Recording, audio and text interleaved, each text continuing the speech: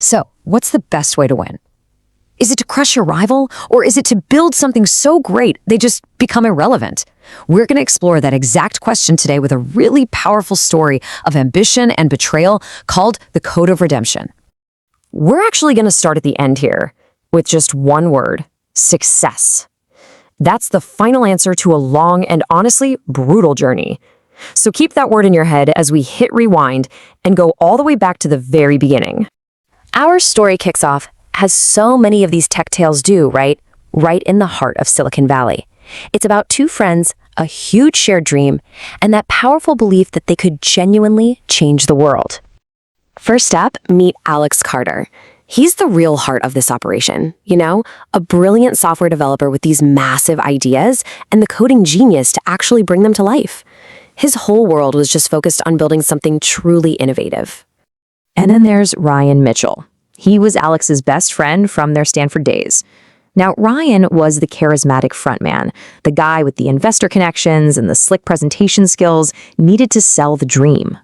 Together, their skills were just a perfect match. You had Alex, the architect, who could build pretty much anything, and then you had Ryan, the pitchman, who could sell anything.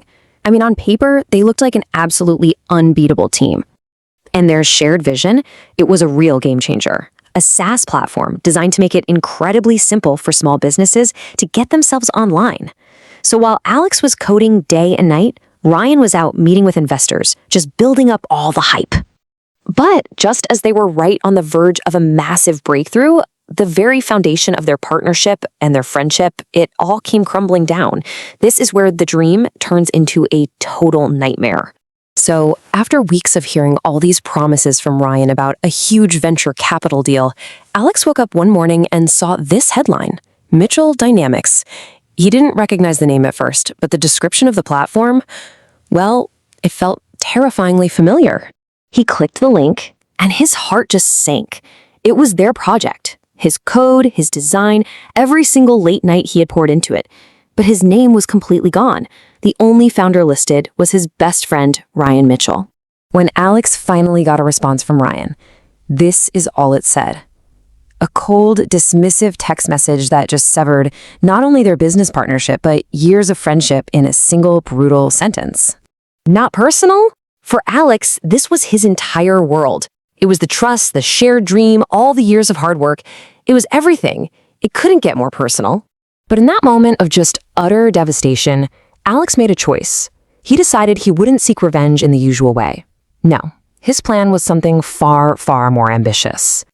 And that one decision, it launched one of the most incredible comeback stories in tech. Alex decided to start completely over, but this time, he was going to be the sole architect of his own destiny. He left Silicon Valley behind entirely, moved into a small apartment in Brooklyn. His strategy was simple but absolutely grueling. He'd work freelance coding jobs by day just to survive, and then he'd spend his nights building a new, far superior product. And most importantly, he learned his lesson. This time, everything was locked down legally. So over the next 2 years, their paths just diverged dramatically. While Mitchell Dynamics was soaking up all this media attention, its foundation, the code Alex never got to properly finish, was starting to crack. Then Alex launched Rise Up Technologies. It was AI-powered, more secure, and infinitely more scalable. After just one glowing review, it absolutely exploded. As Rise Up's downloads soared into the millions and Mitchell Dynamics started to seriously falter, a new question began to echo through Silicon Valley. In boardrooms, on tech blogs, for the first time, people were really asking, who is this Alex Carter guy? And all of this leads to the final act. We're 2 years after the betrayal, and the past and present are about to collide on the biggest stage you can possibly imagine. So get this, Alex, now a celebrated CEO, is the keynote speaker at a major tech summit in Los Angeles. And as he's looking out at this packed audience, he sees a familiar face right in the front row, a tired, defeated-looking Ryan. The roles had completely 100% reversed. After the speech, Ryan approached him, all that old confidence just gone. He admitted his failure, and not just as a businessman, but as a friend.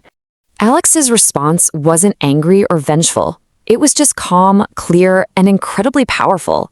He explained that the betrayal didn't end him. It just forced him onto a better path. With Mitchell Dynamics officially bankrupt, Ryan was desperate, and he actually asked Alex for a job. What Alex did next is fascinating. He offered Ryan a position, but on one huge condition. This time, trust is earned. He chose to set an example, to show integrity instead of just going for revenge. Years go by, Rise Up Technologies becomes an absolute titan of the industry, eventually getting listed on the NASDAQ stock exchange. I mean, that's the pinnacle of tech success. And in an interview celebrating that milestone, a journalist asked him the inevitable question about Ryan and what his ultimate revenge was. And his answer, with a simple smile, was just one word. The same word we started with: success. He understood that building himself up was infinitely more powerful than tearing someone else down. Alex chose a path of measured redemption, but it leaves us with a really critical question. What would you have done? Would you offer a second chance like that, or would you cut the person who betrayed you out of your life for good? It really makes you think about the true nature of forgiveness and what success really means in the end.